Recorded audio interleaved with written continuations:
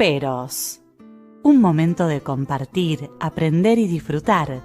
Espera lo inesperado con la licenciada Susana Rasinski.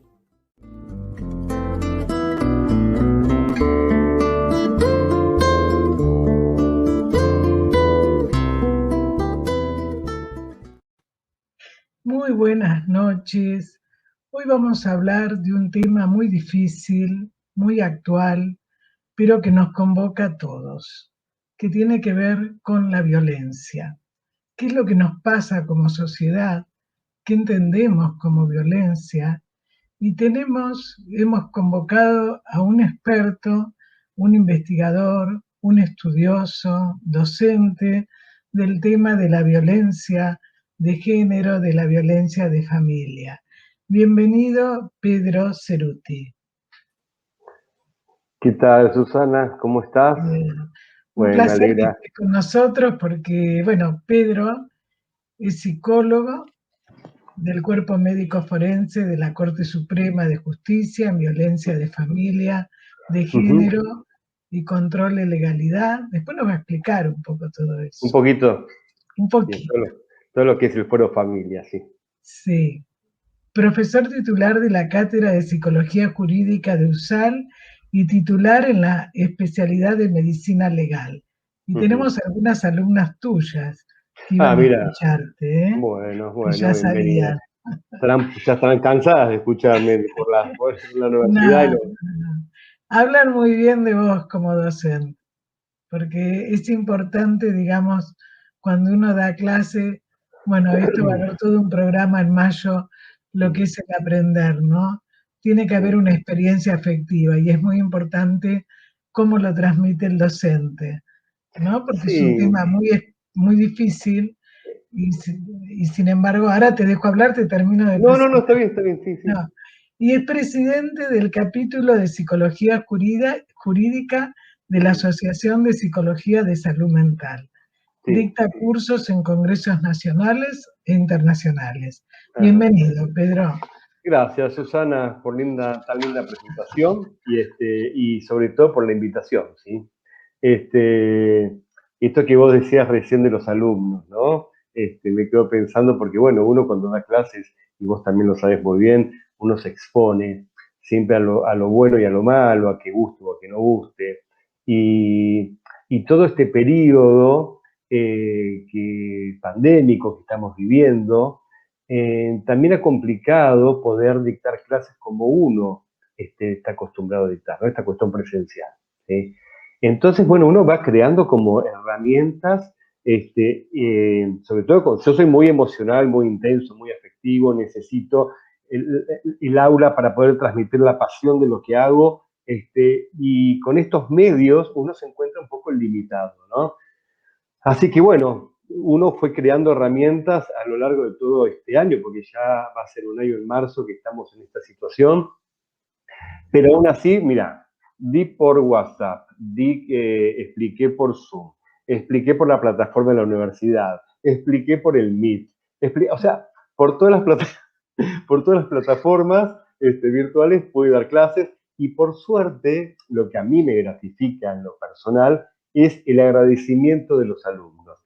Porque a veces, más allá de que les puede ir bien o mal en la materia, en la cursada, en el parcial, ¿sí? Pero más allá de esto, ¿sí? No escucho por parte del alumno, que antes sí lo escuchaba, quizás el profesor me bochó, ¿no? Sino que me fue mal en esto, no pude capitalizar bien este concepto, ¿no? Esta autocrítica que a mí, en lo personal y como docente, me hace bien. Pero bueno, esto es otro tema aparte. Sí, pero es un tema que también hace al tema de hoy.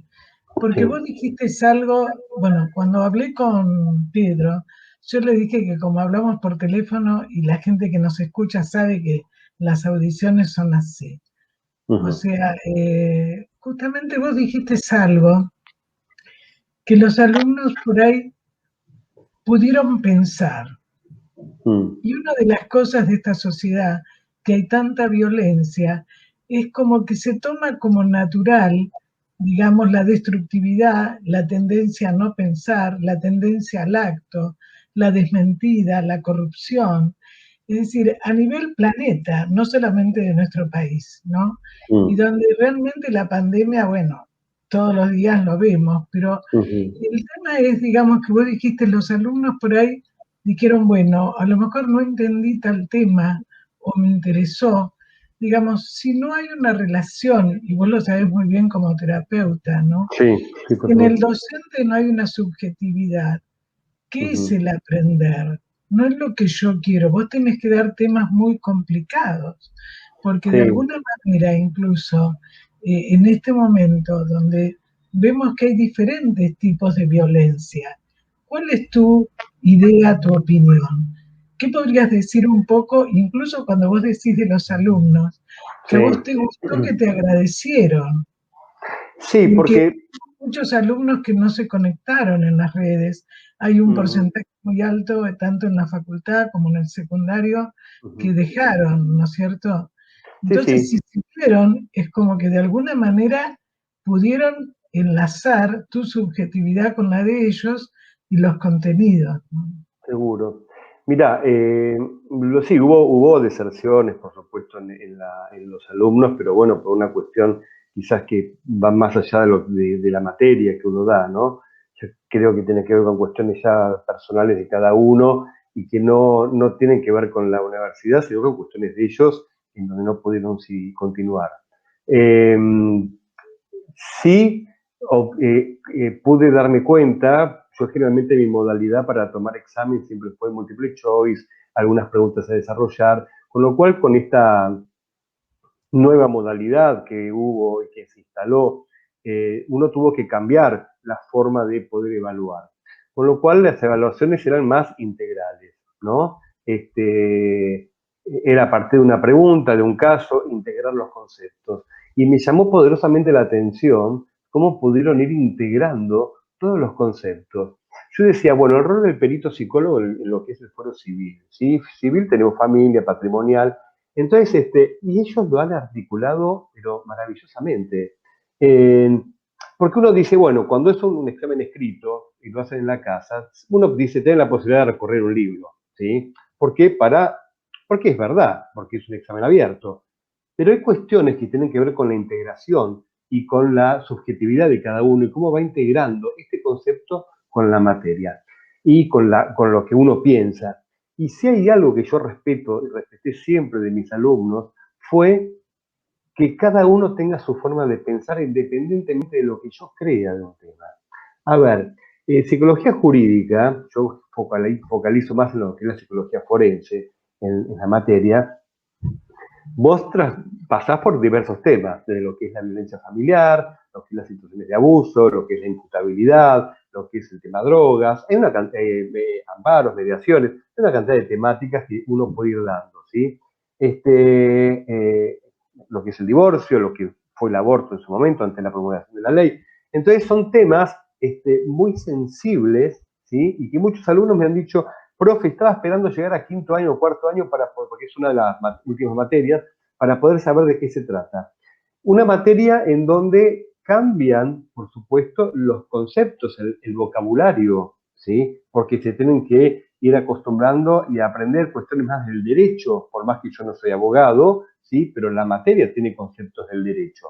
Entonces, vos decís, bueno, les va a costar. Y sin embargo los incorporan bien y temáticas que les interesan muchísimo y temáticas, ¿no? Que las pueden ir desarrollando, bueno, muy bien realmente. Con lo cual, a mí me gratifica muchísimo, ¿sí? El poder saber qué piensa el alumno más allá de lo que yo doy.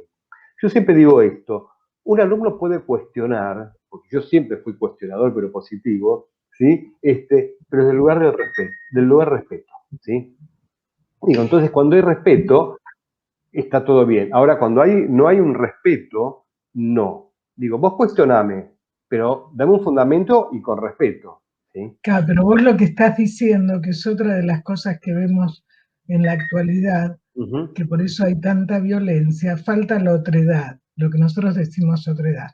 Es Sí. decir, en su momento, cuando algunos preguntábamos, no nos contestaban, ¿no? No nos Yo en contestaba. algún programa comenté esto porque me ha pasado. Uh-huh.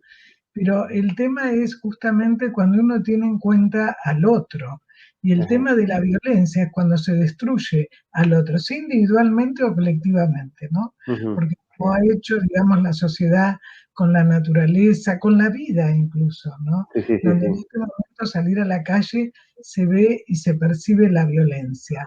Entonces, el tema es, digamos, cuando vos decís, que me dejaste pensando, que vos modificaste la forma de evaluar. Nosotros tenemos un grupo de investigación de psicoanálisis y educación, que una de las cosas que yo particularmente, pero el equipo también, pensamos que tendría que ser más como lo tomaste ahora. Es decir, muchas veces en Múltiples Choice hay profesores que no saben mucho del tema y que copian de un libro y confunden, porque como tienen que llenar un montón de múltiples choice, se confunde, la consigna es confusa. En cambio, cuando se hace como vos dijiste, o sea, poder integrar, que esto es lo más difícil, Lo más porque nosotros difícil, sabemos que en terapia la persona puede venir mucho tiempo y le cuesta mucho integrar, por porque se tuvo supuesto. que dividir para poder protegerse. Entonces, poder en quinto año, poder integrar, que eso es justamente quinto año, ¿no? Es decir, poder integrar distintas materias y poder tener un concepto, lo cual me parece maravillosa la experiencia que tuviste. No, no sé, aparte yo les digo siempre, digo, miren chicos, acá con un trabajo práctico, generalmente doy algo de violencia o de imputabilidad, ¿no? Digo, ¿y cuáles son el esquema y los ítems? Introducción, desarrollo, conclusión, pero ¿qué problema tuyo? ¿Cómo? A ver, estamos en quinto año, cuarto año, casi psicólogos, ¿sí? Las reglas las ponen ustedes en el trabajo práctico, quiero ver cómo se lucen. Y de esto se trata, de dejar ser, no de impartir, chicos, porque a ver, yo entiendo que durante el periodo de formación, primero, segundo, tercer año, hay que transmitir los conceptos, cómo se arma una monografía, cómo se hace una tesis, ¿no? Pero llega un momento que también hay que permitir que el alumno pueda expresarse, ¿sí? Y no esta cuestión imperativa de imponer, que incluso tiene que ver para mí, a veces, con situaciones de violencia, ¿sí?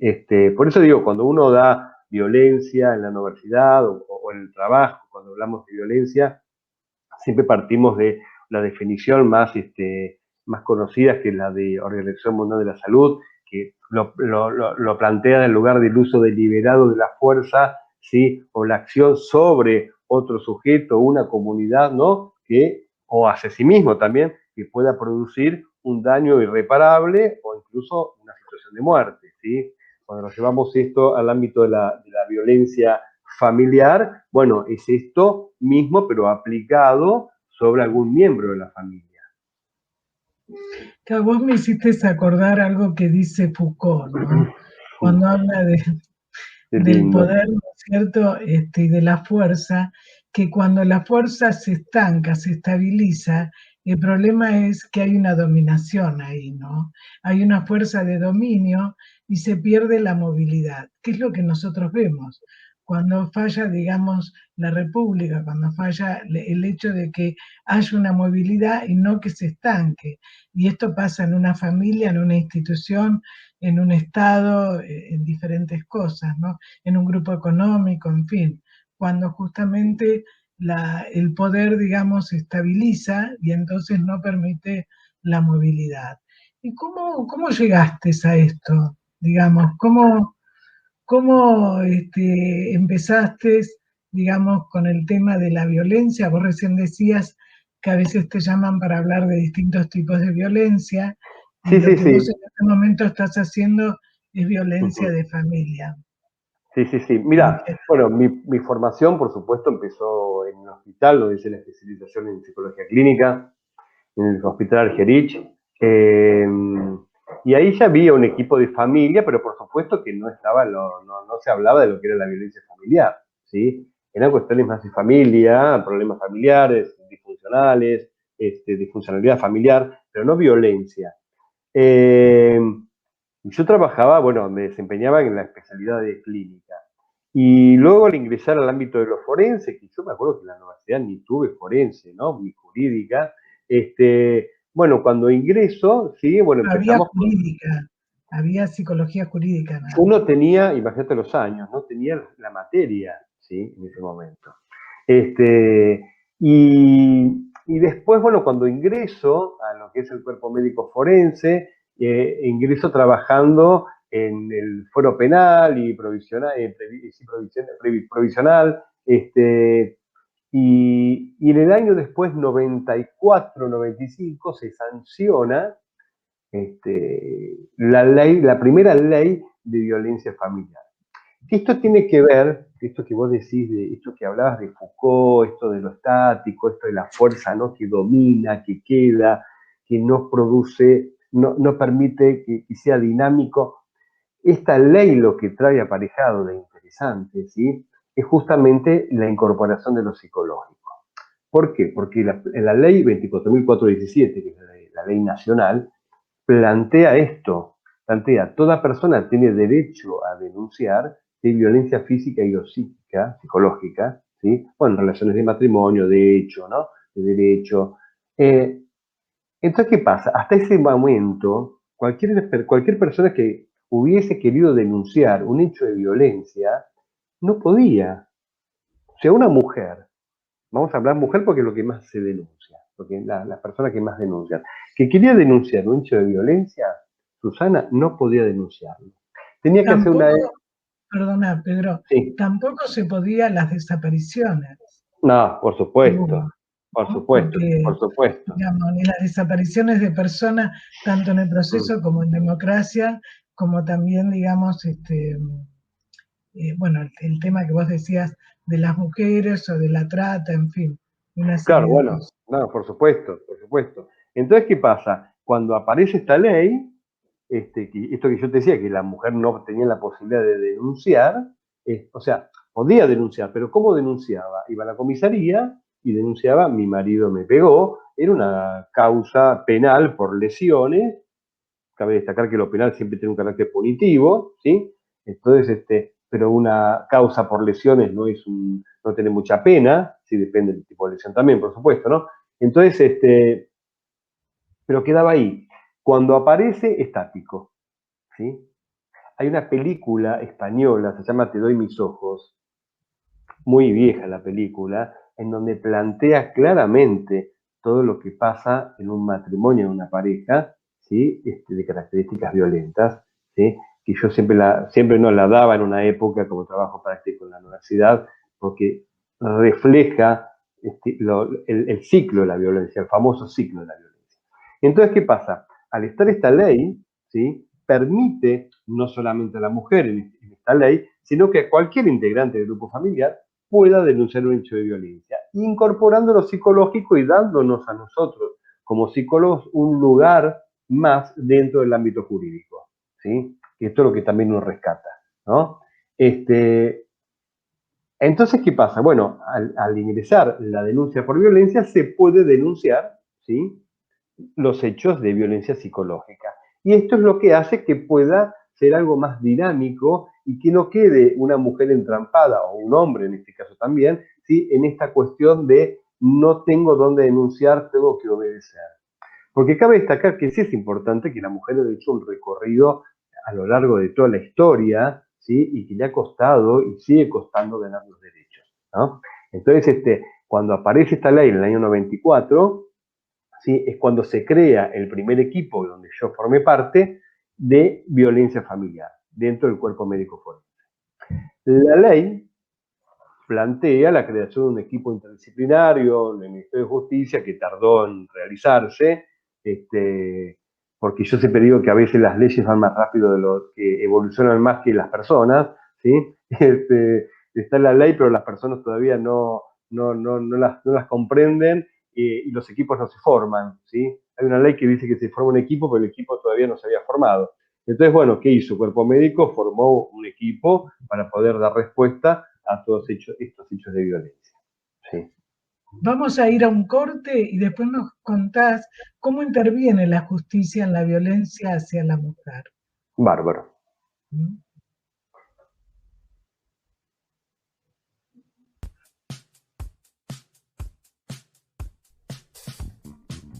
Tus clientes están en línea. Publicita con nosotros. Para más detalles podés contactarte a lapropuestaradio@gmail.com. WhatsApp 11 40 58 78 54.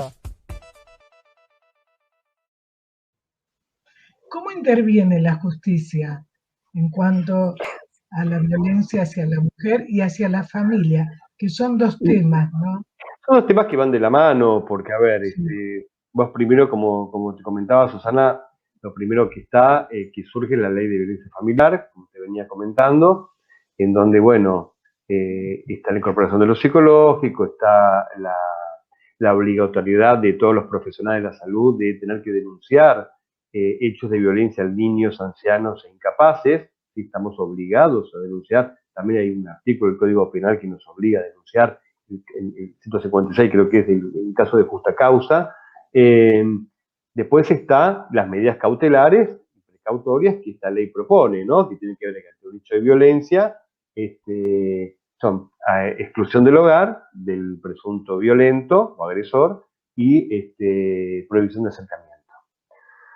Estas son las medidas que plantea lo que es la ley de violencia familiar, y plantea como interesante la intervención de profesionales de la salud, peritos, que van a evaluar lo que se denomina interacción familiar, diagnóstico de interacción familiar. Y acá es donde interviene, ¿sí?, el cuerpo médico, en el departamento de psicología del cuerpo médico, con el equipo de violencia familiar y de familia, en dar respuesta a este punto de interacción familiar. Pedro, esto también supongo, ¿no? Por lo menos ¿Sí? por mi experiencia, que no es solamente para gente con abusos, sino también en problemas psiquiátricos. ¿Qué relación tiene con la curatela? ¿Ustedes esa parte? O sea, por ejemplo, cuando hay una persona que es adicta o que es un autista o un psicótico, pero con violencia. Sí. Es decir, ¿eso lo trabaja directamente la curatela? O sea, o directamente también No. pueden ustedes... No, esto es distinto. ¿Por qué? Porque acá hablamos de hechos de violencia. Ahora, si dentro del grupo familiar hay una persona que padece alguna patología psíquica, ¿sí?, es otro tema. Lo que vos me planteas de la curatela y todo esto es a través de un equipo interdisciplinario conformado por psiquiatras, médicos físicos y psicólogos, ¿sí?, peritos también de estas disciplinas, se determina, ¿sí?, en qué las capacidades, ¿sí?, que tenga el sujeto para valerse por sí mismo, ¿sí?, o si tiene una relación de dependencia, qué patología presenta, y cuáles son los lineamientos a seguir, cuáles son las conclusiones que se arriban, independientemente de este hecho de violencia. Ahora, si dentro de este hecho de violencia hay un sujeto que tiene un trastorno psiquiátrico o alguna patología psíquica determinada, bueno, por supuesto que se sugiere como posibilidad, ¿sí?, cuando nosotros planteamos las conclusiones, más allá de los tratamientos de cada una de las partes que tengan que realizar, un seguimiento por parte del juzgado, que yo ahora lo invertí eso, porque yo antes decía que el juzgado, ponía que el juzgado realice un seguimiento, pero son tantas las denuncias de violencia, Susana, es tanto, que entonces ahora es como que hace rato ya que modifiqué eso y puse que los profesionales intervinientes eleven al juzgado, ¿sí?, la iniciación y evolución de los tratamientos, ¿sí? Se trata de comprometer al profesional para que informe al juzgado y a su vez el juzgado vaya siguiendo los casos. Lo que pasa es que hay una realidad, hay muchísimos casos de violencia, ¿sí? Somos muy pocos hoy por hoy en violencia familiar, en violencia de género, y bueno, y así estamos dando turnos a rato. Lo bueno de esto es que hay medidas cautelares y que estas medidas cautelares se van renovando, ¿no? Esta de prohibición de acercamiento, exclusión del hogar, se van renovando hasta que se realice el estudio interaccional, ¿no? El estudio de las partes. Y por ejemplo, eso que ustedes hacen, o sea, desde la Suprema Corte de Justicia, uno de las quejas o de los planteos que se hacen, ¿no?, que deben estar agotados, porque lógicamente son miles de expedientes, el tema es, digamos, cuando me ha pasado incluso, ¿no? Cuando por ahí, digamos, no hay un seguimiento, como vos decís, porque la justicia no lo hace la mamá, lo hace el papá o lo hace el profesional, pero a veces también nosotros nos hemos sentido muy solos en esto, porque en general creo que lo que vos decías también, digamos, es distinto cuando uno trabaja en una institución, porque Sí. incluso legalmente está el amparo de la institución. Pero cuando uno trabaja en forma individual, bueno, más o menos, Debería pero ser así. claro, pero cuando uno trabaja en forma individual y donde no siempre, digamos, eh, los colegas quieren y saben trabajar en equipo. Y entonces a veces esto perjudica mucho porque es como que tal psicólogo le dice una cosa, el psiquiatra le dice otra, y entonces van buscando a ver quién le dice de acuerdo a lo que le conviene. Lo que menos importa en muchísimos casos es el chico, y donde realmente es muy difícil para nosotros también sentirnos con el sostén jurídico, ¿no es cierto? Aparte de tener nosotros nuestra supervisión, terapia y demás, pero me refiero al sostén, porque a veces, digamos, desaparecen los chicos, ¿no? Incluso también cuando los docentes hay docentes que nos están escuchando y que muchas veces plantean, ¿no? Que por ahí el asistente social hace una denuncia, pero después, ¿no es cierto?, le rompen las gomas del coche, la amenazan, en fin. Cuando hay violencia y realmente es grave. Y a veces hay casos que no se van a curar. Que eso también, los que hemos trabajado en los hogares de menores, sabemos que aunque nos duela tomar ciertas decisiones, a veces hay personas que no se van a poder recuperar y uno tiene que aislarlo del grupo porque, digamos, es una situación que puede agravar la situación de la comunidad y del grupo, ¿no?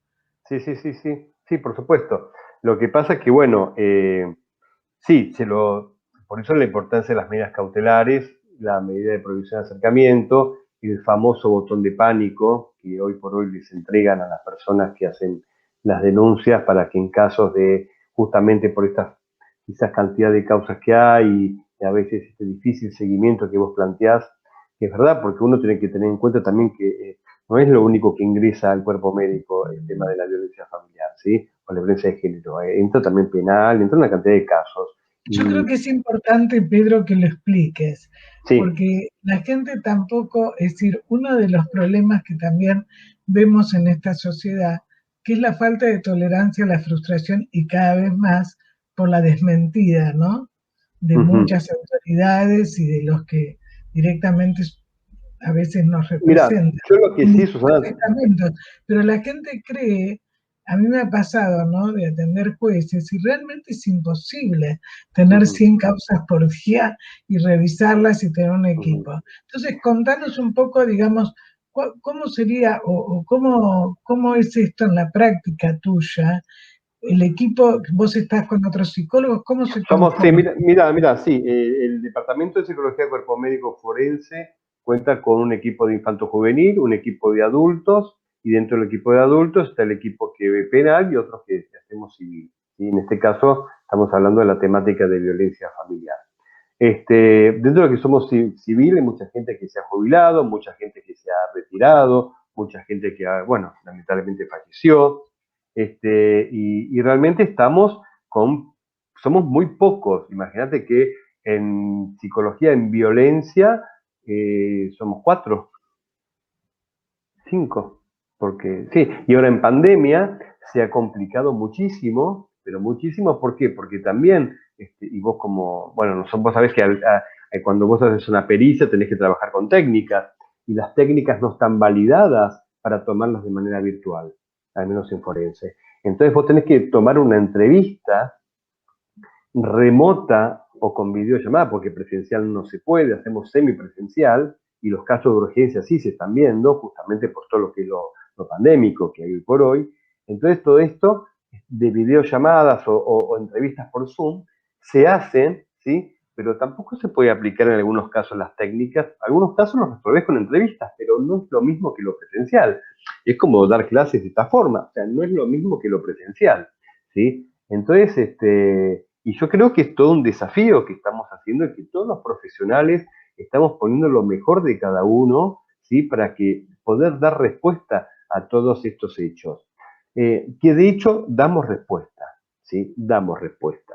De manera remota, de manera semipresencial, de manera presencial. Y además, vos decís 4 o 5 personas. Cuatro son, claro, no, pero lo que pasa es que, bueno, es muy... En la demanda, digamos, que hay, nosotros, bueno, publicamos 4 libros con la doctora Hilda Katz, y justamente cómo trabajamos en la pandemia, ¿no? Sí.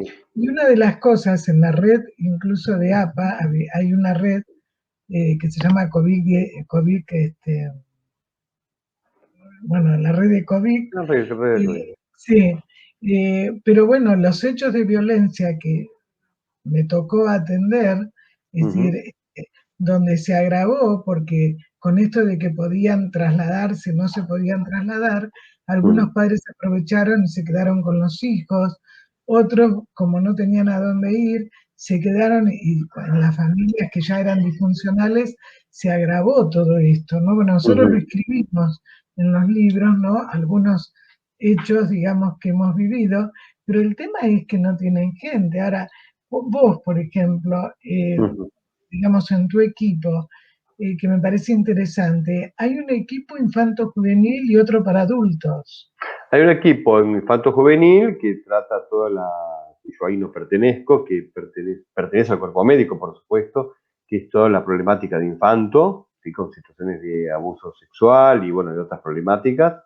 Está lo que se denomina Cámara Gesell, ¿sí? El equipo de declaración testimonial, que no es pericia, sino que es una declaración testimonial de niños menores de 16, que es otro equipo aparte, pero que está conjuntamente unido a Infanto Juvenil, al equipo pericial, porque primero es la declaración testimonial y luego es la pericia, y bueno, y todos tienen que ver las cámaras Gesell. Eso es lo que es el equipo de infanto. Y luego tenemos el equipo de adultos, ¿sí? En donde está el equipo de adultos que ve todo lo que es la parte penal, el foro penal, y otros que vemos lo civil, ¿sí? Entonces, como te decía antes, dentro de familia, hoy por hoy somos pocos. ¿Por qué? Porque, bueno, somos pocos profesionales hoy por hoy que hay, y bueno, hasta que se abra nuevamente un concurso y haya cargos, y el concurso realmente sea un concurso como tiene que ser, bueno, hace falta un poquito de tiempo, ¿sí?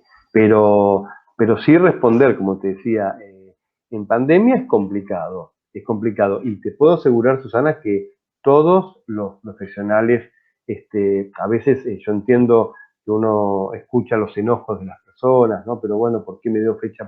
Realmente pues somos pocos, pero te puedo asegurar que no hay ningún atraso en las pericias en nosotros, ninguno. Nosotros estamos todo el día, por ejemplo, de todo, sea por videollamada, sea por Zoom o sea presencial, ¿sí? Lo que sí requiere, quizás que sea en algunos casos presencial, son lo que hablábamos al principio, esto de control de legalidad. ¿Por qué? Porque el control de legalidad pertenece al foro de lo que es civil familia y tiene que ver con los roles parentales. Y acá sí son chiquitos que son alejados del lado de los papás, o los papás ante un determinado inconveniente tuvieron que ubicarlos en algún hogar, o a partir de un accidente sufrido de un chiquito en su casa, en el hospital hacen la denuncia, entonces cuestionan los roles parentales, y esto es el control de legalidad, ¿no? Evaluar la responsabilidad parental, los roles de cada padre. Para evaluar esto, sí necesitas realmente tomar una pericia, no solamente de lo que es la entrevista clínica, semiológica y pericial, o forense, sino también en la administración de técnicas, ¿sí? ¿Por qué? Porque vamos a ir al último corte, y bueno, y nos contás un poco después lo internacional y otras cositas. Dale, Susana. Adelante. Gracias. Sumate a la programación de La Propuesta Radio Streaming. ¿Pensaste o precisás realizar tus transmisiones públicas o privadas? Sin moverte de tu lugar y muy accesible. Consultanos promo 1.5 de 4 transmisiones por mes en simultáneo. Incluye a redes sociales. Es tu oportunidad. Reserva tu día y horario al WhatsApp 11 40 58 78 54 o por mail a lapropuestaradio@gmail.com. Bueno, vos dijiste es un tema que preguntan, ¿qué pasa con las parentalidades? ¿De dónde surge, digamos, un poco tanta violencia?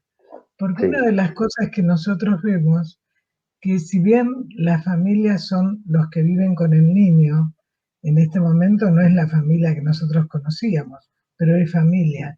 Pero el tema es cómo surge, digamos, también lo que ustedes ven, el acto de violencia. Yo siempre digo que la indiferencia es una de las peores violencias.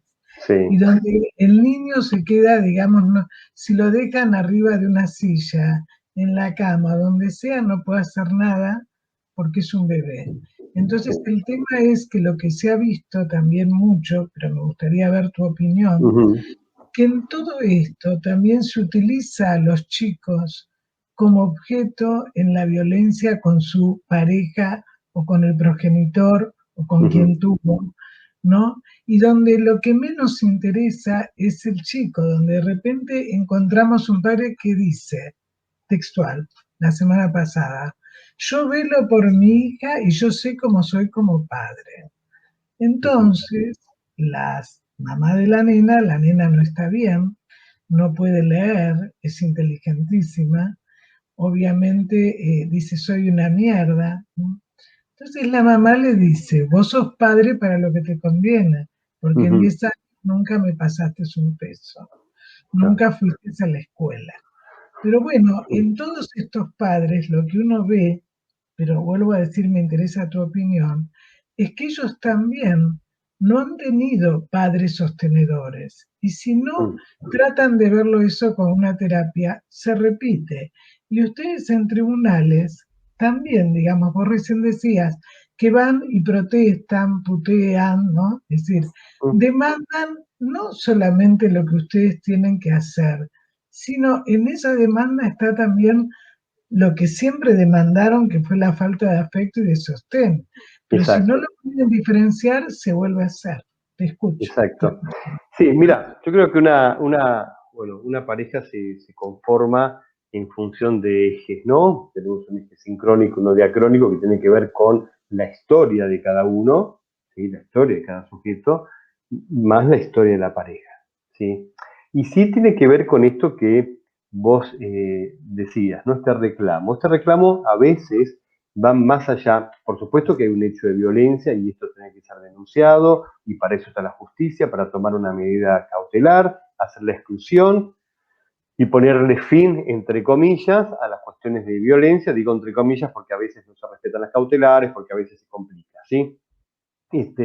Pero sí, por supuesto que hay un pedido de puesta de límite y a veces hay un reclamo a este juez que ocupa un lugar de papá o de límite, ¿sí? O de funciones que han fallado en la vida de cada sujeto. Entonces, por eso digo que esta pareja se conforma con estos ejes y van repitiendo modelos. Ahora, ¿qué pasa? Más allá de, porque no es tan fácil a veces, ¿no? Porque es muy complejo, porque uno dice, bueno, uno sugiere tratamientos, pero uno sabe que si no hay una demanda de tratamiento, ¿hasta dónde funciona? ¿Sí? Entonces, colocamos a los psicólogos en lugar de crear la demanda en el paciente para que el paciente venga. Entonces se va complicando el escenario, ¿sí? No es tan fácil.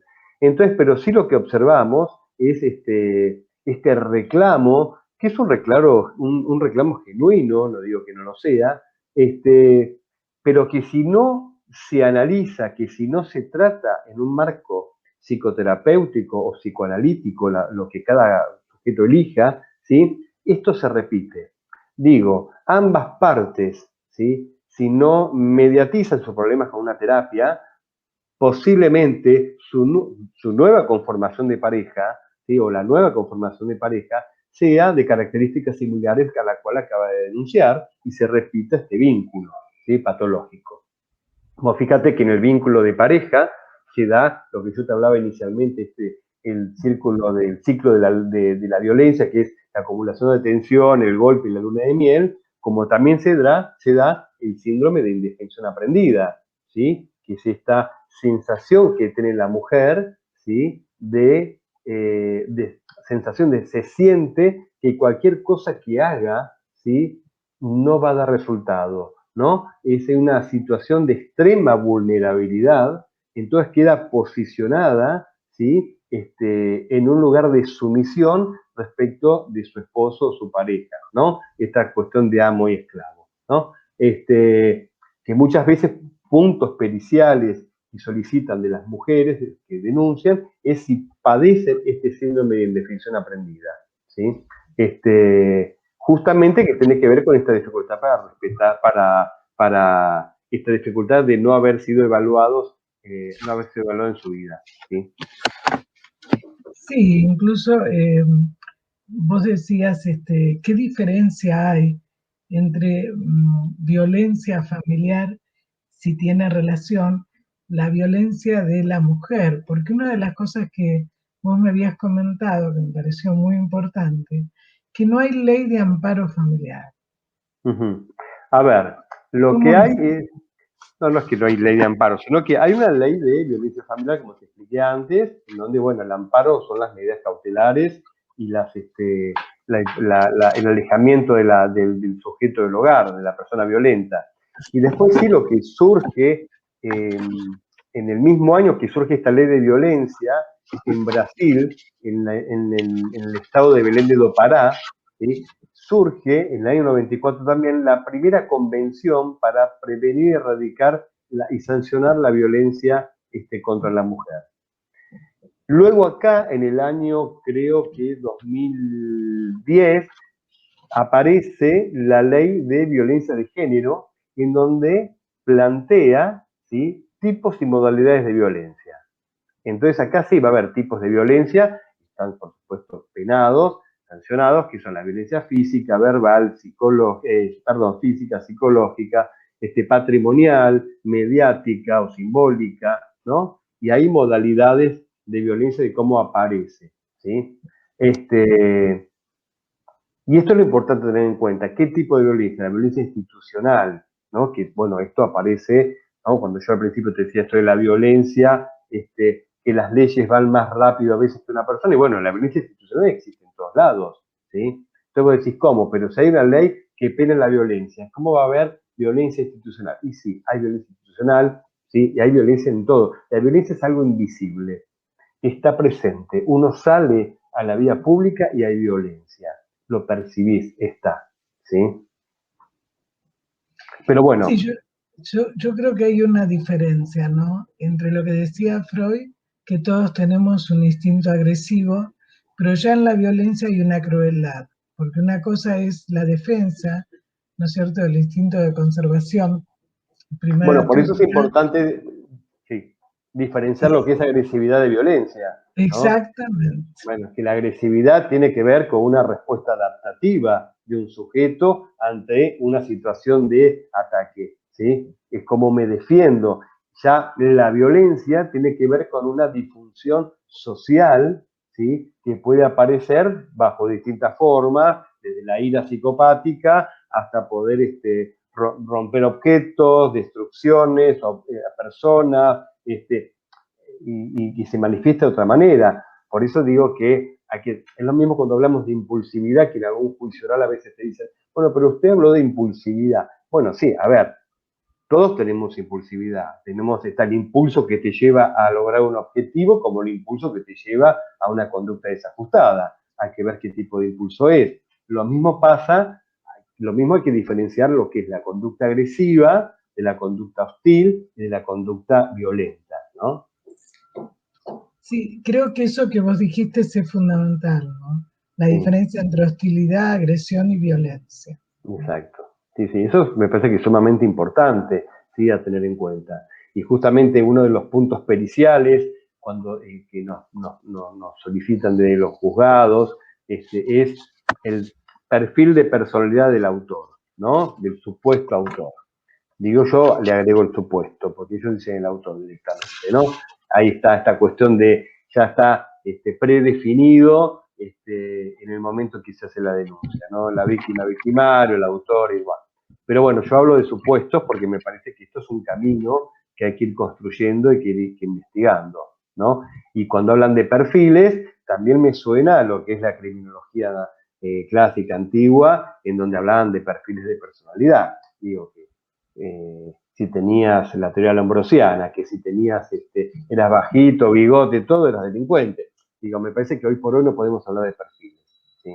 Sí podemos dar diagnósticos y en función de esto, bueno, ver qué se puede hacer, si un sujeto violento puede, en función de su patología, hacer un tratamiento y ver qué pasa con esto. Otros, por supuesto, terminan que no, el que es violento siempre, y otros violentos, ¿sí? Pueden recuperar, ¿sí? Su eje. Pero bueno, todo amerita de un buen tratamiento, Susana, y tiene que haber una disponibilidad en cada uno, ¿sí? Para poder hacerlo, ¿sí? Esto es un momento importante.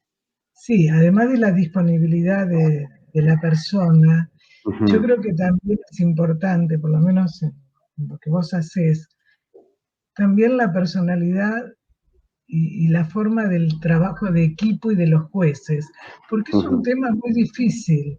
Entonces ustedes permanentemente, como nos pasa a nosotros en el consultorio, pero ustedes no tienen otra cosa distinta, es todo violencia.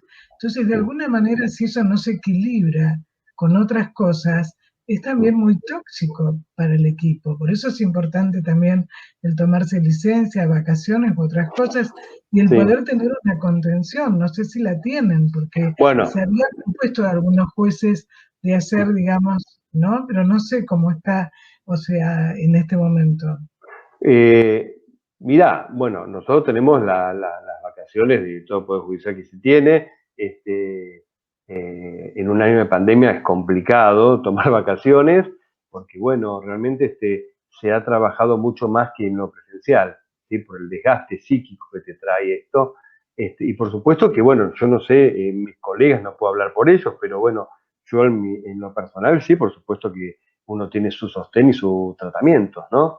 Digo, uno tiene que tener un equilibrio, justamente con tanta toxicidad, no solamente por las temáticas que uno trabaja, sino también por estas cuestiones institucionales que van apareciendo, ¿sí?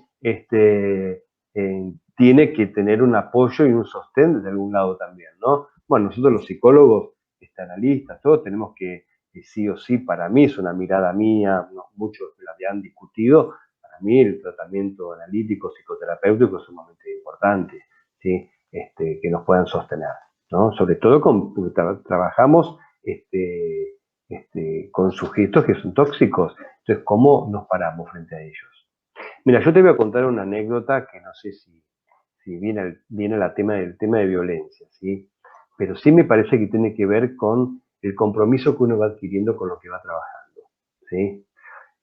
Una vez una alumna mía hace muchísimos años, ¿sí? Muchísimos años, me dijo que quería dedicarse. Era jefe de trabajos prácticos de Roger, hace 1000 años te hablo, ¿sí? Y me dijo, me encanta la temática de Roger, porque con Roger podemos ver esto, podemos ver lo otro, y me quiero dedicar a esto, ¿no? Y la importancia de los tratamientos, ¿no? Me hablaba todo en un final, ¿sí?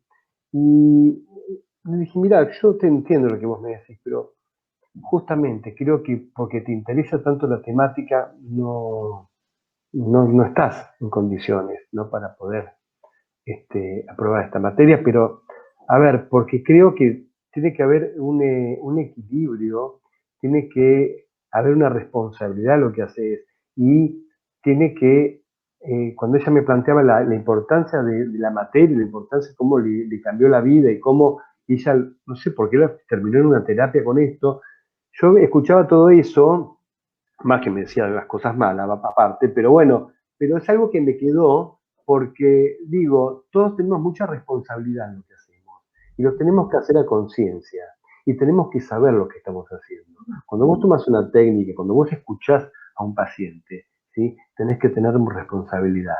Por eso a veces uno te dice, ay, pero al alumno le fue mal, ¿no? Amigos, colegas, familiares, che, hoy bochaste. Digo, no se trata de si boché o no boché, ¿sí? A nadie le gusta aplazar a un alumno, ¿sí? Pero hay que tener en cuenta que tus alumnos después van a tener sentado enfrente a un paciente, ¿sí? Y eso es violencia, en el caso que vos no estés preparado para atender un paciente, ¿sí? Yo comparto totalmente lo que decís y me hiciste acordar a una anécdota. Yo siempre di cursos y entonces estaba dando un curso de psicosis y viene un psicólogo y entonces yo dije que tomaba primero una entrevista para ver si estaba en condiciones de hacer el curso. Entonces me dijo que él no estaba de acuerdo. Ah, Y bueno, justamente, digamos, pienso, sí, que lo que nosotros hacemos tenemos que tener esa ética, ese compromiso, que no es solamente por atender un paciente o por tener un ingreso, porque eso se refleja en lo que hacemos. eso se Y refleja, se por supuesto. transmite, donde de alguna manera, si uno no hace un equilibrio con la naturaleza, como vos con el campo y como yo con las caminatas, no, bueno, pero es que es fundamental. Sí. Digamos, son esas cosas que uno está permanentemente escuchando situaciones y lo importante de nuestra propia terapia para no quedar pegados en la identificación. Seguro que Entonces, sí. y para poder, digamos, los últimos 10 minutos que nos quedan, Sí. a ver si podés explicar un poco más, ¿cómo es tu práctica pericial? O sea, vos hacés la práctica pericial. Sí, Bien. nosotros hacemos, a ver. Vos dijiste las pruebas, los test que ahora en esta pandemia no se pudo. Bueno, la en entrevista. pandemia se ha complicado porque, bueno, no se pueden administrar técnicas remotas, al menos en el ámbito forense, no están validadas científicamente, ¿sí? Hay un intento de algunas pruebas, algunas escalas, pero bueno, yo en lo personal no las he administrado porque, bueno, esto te puede conllevar a una impugnación también, ¿sí? Entonces me parece que es importante saber que la técnica está validada. A veces los jueces te dicen, bueno, pero ¿por qué no la validan? Bueno, doctor, no se trata de que yo vaya con el protocolo a validar. Y esto se encarga el Colegio de Psicólogos, las asociaciones, no es que yo, Pedro Ceruti, voy a validar una técnica, ¿sí? Por más que uno puede participar en una validación. Entonces, bueno, pero te hablo fuera de lo que es lo pandémico. Bueno, ¿qué pasa? Va una persona, hace una denuncia en lo que es la Oficina de Violencia Doméstica, la OVD, que surge en el año 2008, ¿sí? Para dar respuesta a todos los hechos de violencia. Es un equipo interdisciplinario y a partir de esta denuncia que se hace en la OVD, se informa, se hace un diagnóstico de riesgo de este relato, de esta denuncia que la persona hace, se eleva al juzgado de turno, el juzgado administra las medidas cautelares y que hay que tomarlas, y solicita un diagnóstico de interacción familiar, que es la parte pericial, en violencia familiar, que es para evaluar el funcionamiento del grupo. Las alianzas, si es dinámico, ¿no? Estas cuestiones de los ejes que te hablaba previamente, ¿no? Quién tiene el poder, quién no. En caso que se pueda hacer, porque hay veces que una de las partes se niega a hacer la interacción porque dice, ¿cómo voy a denunciar, cómo voy a participar de una interacción si hice una denuncia de violencia y ahora me juntan, me quieren hacer una entrevista con la persona que denuncié? Bueno, para eso hay los juzgados, ¿sí? Colocan en las resoluciones que las medidas de prohibiciones de acercamiento caen en el momento de mediaciones o estudios periciales, ¿sí? O psicológicos, y vuelven a regir cuando toman contacto con la vía pública, ¿sí? Esto es como ir a tu consultorio, pero van a tribunales, ¿sí? Los veo, pero cuando salen a la vía pública, uno deja salir primero a la señora y luego al denunciado, que generalmente es el hombre, ¿sí? Entonces, ¿para qué? Evitar los contactos en la calle, en la vía pública y todo esto. Entonces, a partir de acá pide interacción familiar. ¿Qué pasa con género? ¿Qué pasa con lo que es la violencia de género? Acá solicitan de la persona que denuncia, en este caso digo mujer porque es lo que más aparece como denunciantes, entonces aparecen si pudo haber sido influenciada por terceros, ¿sí? Si presenta síndrome de indefensión aprendida, que es lo que te comentaba antes, ¿sí? Si presenta signos de fabulación, esto es para descartar algún signo de psicopatología severa, ¿sí? Y cómo son los vínculos. Y respecto de la persona denunciada, ¿sí? Piden, como te dije antes, el perfil de personalidad y niveles de agresividad, posiblemente, o de violencia. Y estos básicamente los puntos de pericia que piden o solicitan de ambas partes, ¿sí? Que acá sí se los ve por separado. Ahora bien, nosotros tenemos entrevistas psicológicas forenses, ¿sí? Podemos tener 1, 2, 3 entrevistas de acuerdo al caso, y después la implementación de técnicas, que va de técnicas gráficas como la familia en prospectiva, un HTP, el Bender y psicodiagnóstico de Roger, y algunos manejan el MMPI, ¿sí? Y con eso, bueno, por supuesto después, te lo hice rápido porque sí que quedaba poco tiempo, de hacer responder los puntos periciales, ¿sí? Al juzgado. Eso es básicamente y muy rápidamente lo que es la práctica. Está bien. Y por ejemplo, con tu equipo, ¿hay Sí. psiquiatras? ¿Quiénes lo componen? No, acá en el equipo de violencia somos psicólogos, ¿sí? Somos psicólogos. En el caso que el juzgado solicite una evaluación psiquiátrica de alguno de sus miembros, bueno, se realizará la evaluación psiquiátrica por un psiquiatra, de ahí forense, por supuesto, ¿sí? Pero si no, si solicitan un diagnóstico de interacción familiar, es solamente psicológico, porque esto es lo que pide la ley, un diagnóstico de interacción familiar y de riesgo, ¿sí? Y por ejemplo, cuando hay un hombre maltratado, que también lo hay, y que en general se queja que no le dan lugar, ¿cómo se manejan? ¿De la misma manera? Mira, por supuesto que cuando uno toma entrevistas periciales a hombres que han hecho denuncias, porque notablemente, curiosamente y por suerte hay hombres que también hoy por hoy se animan a denunciar, cosa que antes no lo hacían, ¿sí? Como tampoco antes peleaban por sus hijos, hoy sí pelean por tener un régimen de comunicación con sus hijos. Antes una pareja se separaba, el papá se iba por su lado y la mamá se quedaba con los hijos y el papá ni se ocupaba. Hoy por hoy, en muchos de los casos, que al menos que de mi casuística, lo que yo veo, lo que yo he observado es que muchos papás se quieren hacer cargo de sus hijos y tener un vínculo comunicacional fluido o lo que antes se llamaba tenencia compartida, ¿sí? Y sí, van al OBD también, hacen la denuncia y bueno, yo no sé cómo es la OBD en el sentido de cómo es el trato que tienen hacia ellos, porque no pertenezco al equipo de la OBD, pero bueno, la denuncia es tomada, informan el nivel de riesgo y también solicitan la pericia, ¿sí? De interacción familiar. O sea, el recorrido es el mismo, el mecanismo es el mismo, lo que pasa es que sí encontrás a veces, desde los hombres, una mirada quizás más de decir, bueno, estamos en una sociedad en donde se le da, hay más sensibilidad con la mujer que con el hombre, ¿sí? Quizás en algún punto, depende qué mirada tengas, pueda tener razón y de otro punto no, ¿sí? Creo que hay veces que sí que puede ser cierto y creo que hay veces que puede ser utilizado para también decir, ay, pobre yo, ¿no? Digo, entonces hay de todo. Creo que la función nuestra también es poder detectar estas cosas, ¿no? Y sobre todo la imparcialidad y la objetividad, ¿sí? Esto es fundamental en la tarea pericial, ¿sí?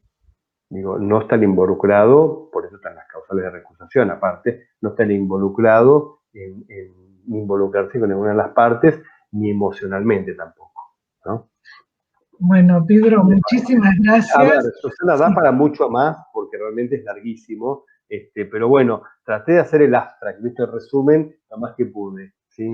No, bueno, ya vas a volver al programa y bueno, si querés comentar algo, sí, para que la gente sepa, digamos, a dónde tiene que acudir. Yo tengo que presentar el anticipo del próximo programa, pero si nos querés decir algo para que la audiencia, no solo hay profesionales escuchándonos, porque nos quedó un tema, bueno, quedaron muchos, pero la Mucho. parte internacional, porque hay gente que nos escucha desde otros lugares que no son solo de la Argentina. Sí, mira, yo creo que bueno, hay muchas convenciones y muchos, hoy por hoy en todo el mundo está la temática de el poder denunciar de la violencia familiar y la violencia de género, ¿sí? En cada país hay un lugar donde poder denunciar, ¿sí? Por supuesto, en algunos hay una mayor evolución, en otros no, ¿sí? Todavía está en veremos, pero si hay algo a destacar, que creo que dentro de lo que es Latinoamérica, Argentina es uno de los países que más se ha ocupado en cuestiones de género, ¿sí?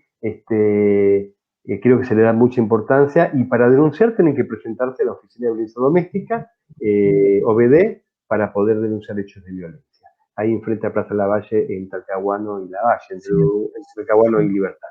Ahí está la OBD. Y, muchísimas gracias, Pedro. A vos, Susana, por la invitación. Y un abrazo, y bueno, en el próximo programa vamos a seguir con lo femenino y las mujeres, transformaciones, con la doctora Leticia Glosser. ¡Qué lindo! ¡Qué lindo! ¡Qué lindo! Sí. Vos sabés que esta sola acotación, ¿sí? Y la mujer ha peleado tanto por esto, ¿sí? Que hasta cuando se crea el Código Civil, ¿sí? Por Vélez Sarsfield, a fin de la colonización, de la época colonial, la mujer había logrado tenía algunos logros en cuanto al manejo de su patrimonio.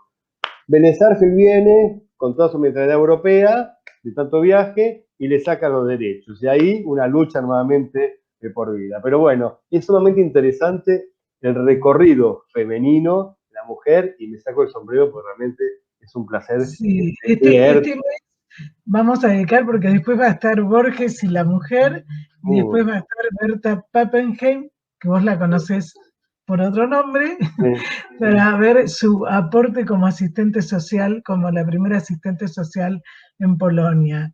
Así que bueno. Susana, un placer. No, y gracias por estar, y bueno, anotate ya como para agosto más o menos, que vamos a volver a tenerte. Para la época de mi cumple, dale. Bueno, gracias. Buenas noches a todos. Chao, hasta luego, gracias. Chao, Susana.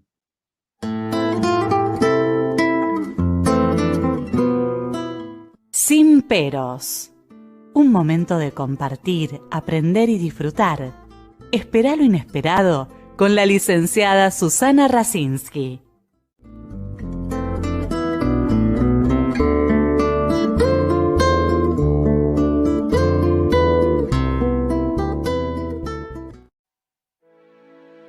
La propuesta radio, verano 2021, verano 2021, estamos disfrutando del verano. En la propuesta radio, verano 2021, verano 2021, estamos disfrutando del verano con la propuesta radio.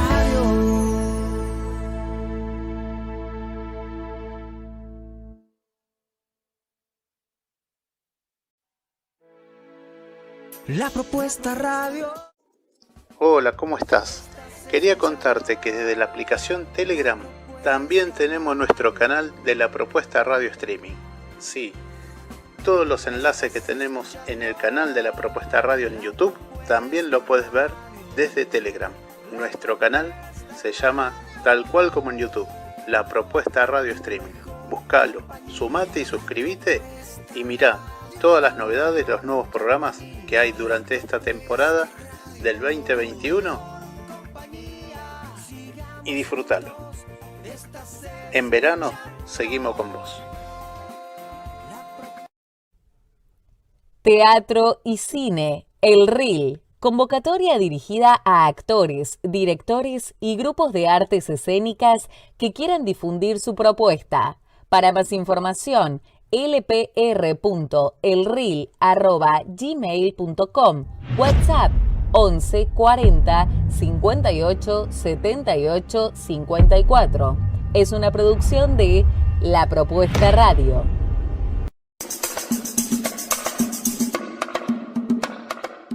¿Querés dar a conocer tu banda? Este es tu lugar. Tu propuesta musical. El programa donde se encuentran todos los ritmos y estilos para despertar tus sentidos. Tu propuesta musical te invita a compartir una experiencia única con distintos artistas nacionales e internacionales. Desde el folclore hasta el rock. Todos los estilos. Tu propuesta musical. El lugar donde la música es la protagonista.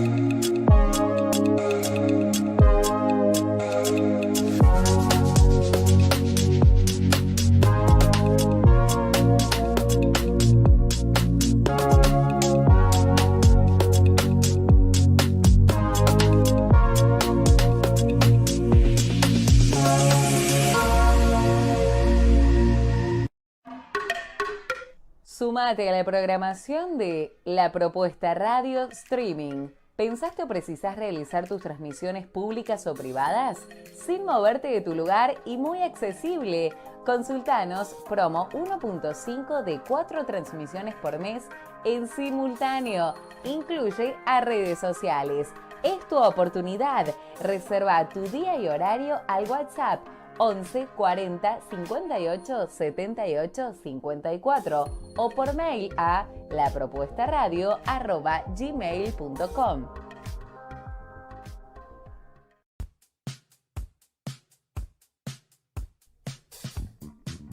Tus clientes están en línea. Publicita con nosotros. Para más detalles podés contactarte a lapropuestaradio@gmail.com. WhatsApp 11 40 58 78 54.